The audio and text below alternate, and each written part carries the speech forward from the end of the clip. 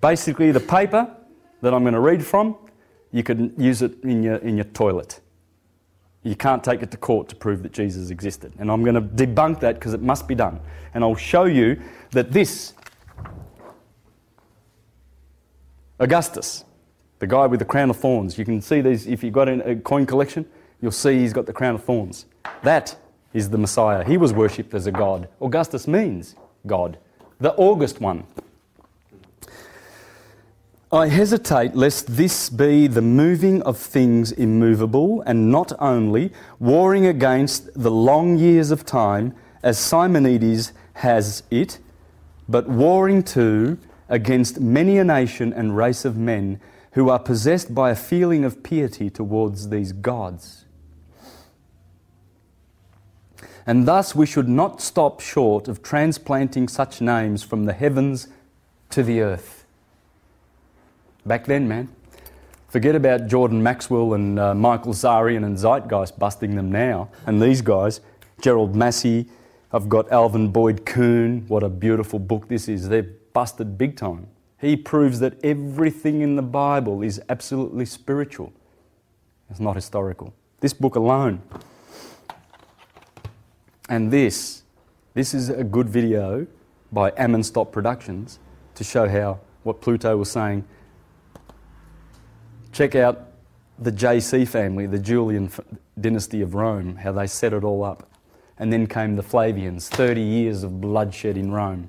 They built the Colosseum, the Flavian amphitheatre, to give the masses bread and circuses, because you can just do whatever you want if you give them bread and a few circuses. Go to the footy, 100,000. How many were there at Collingwood Geelong last night? There must have been, I think it was 95,000. Not that, I mean, I love football. It's sport, and I'm not attacking sport, but I'm just saying, see how the herd, 100,000 will turn up. You get the Dalai Lama or something, and there's 3 people there sitting at his feet. You know, or someone who's got something to say about peace and love. And Bill Clinton comes along, and $1,200 a ticket, you can listen to his bullshit. He's telling you the vomitous lies, and people pay and they sit there, oh, it's Bill Clinton, oh my God. Murderer of many, many, many innocent people. He pulled off Oklahoma. Pulled it off. Check it out on the internet. Find out who these politicians are and what they're really doing behind the scenes. Very nasty Bohemian Grove types who do a lot of things in darkness, like things with children and things to do with sacrificing and all this sort of stuff. You know, they call themselves Christians, so ostensibly people think, oh yeah, we've still got a Christian country or whatever, even though that's the worst kind of setup to have. You look at Jefferson and what he had to say about Christianity, the fiction of Christianity. I'll read some of those quotes in a minute, but I'll get through this. So they transplant the names from heaven to the earth, and eliminating and dissipating the reverence and faith implanted in nearly all mankind at birth. See? By bringing those heroes, Hercules, down to earth, he's saying, eliminating and dissipating the reverence and faith implanted in nearly all mankind at birth. Children, look at children. They know God. They're right there at the source. And they see fairies and they see all these things, and we shut them down real quick. Oh, don't want the neighbours to hear talking about all these things that you're seeing, all these spiritual creatures and things like that. Let's kill that right now.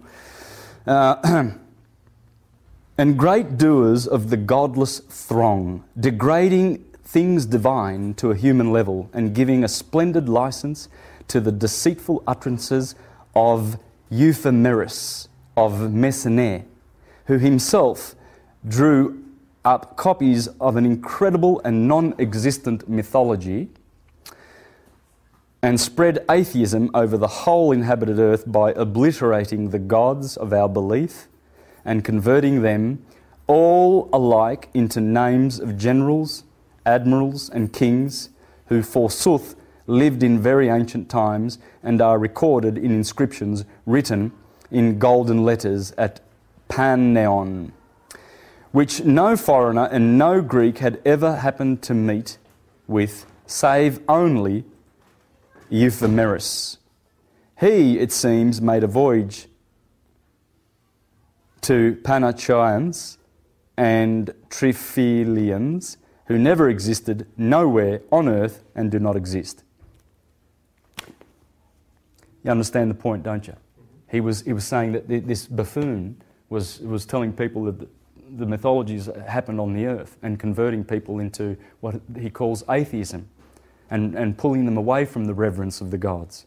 Because when we know these planets and what they're doing for us and how crucial they are to our existence and shaping our bodies and our destinies and our health, you know, when you understand the science of astrology and you know where the planets are positioned in your birth chart, you'll know if there's any oppositions or squares or trines or sextiles or malefics or benefics, and you'll know what's going on in your body. If there is, for instance, a planet in Pisces and another one directly opposite in Virgo, that's an opposition. That's 180 degrees.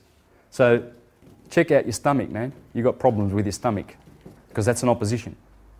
If you have a trine, say from an earth sign to another earth sign, there's a planet here and there's a planet here, that trine, 120 degrees, that will bless your stomach and you'll have a good strong stomach.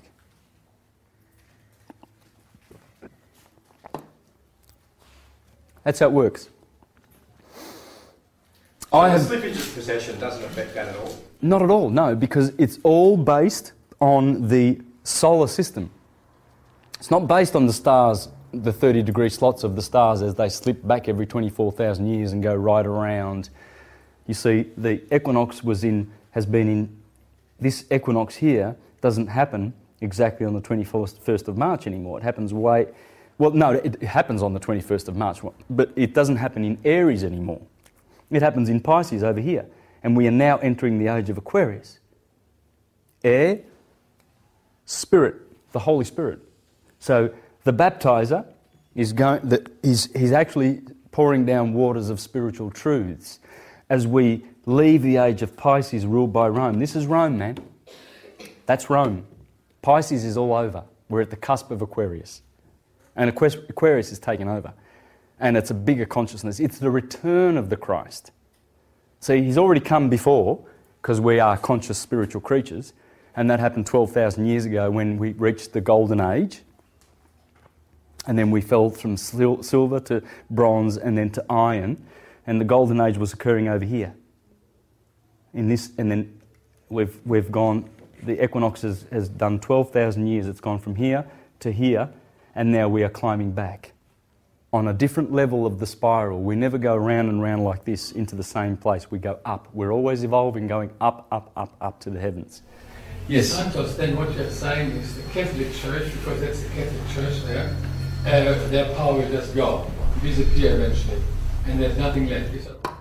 The mutable water, the spiritual meaning of the age of Pisces has to do with priestcraft and deception.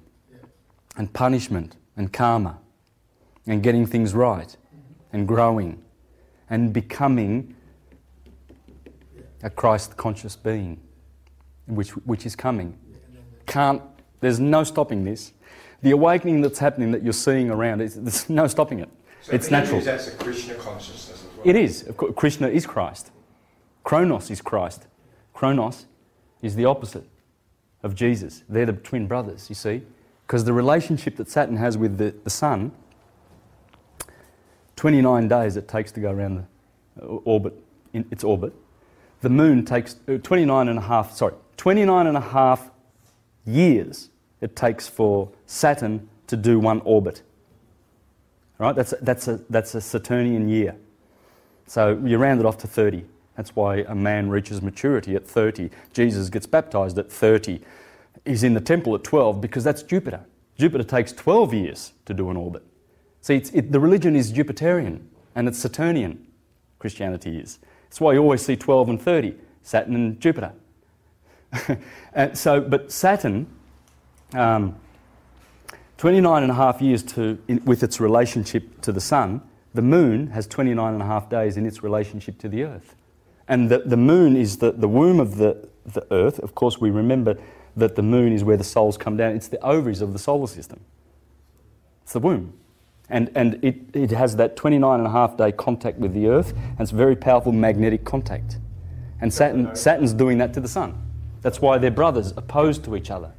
You see, when you look at astrology, you see Jesus and Mary Magdalene are here in Cancer and Leo.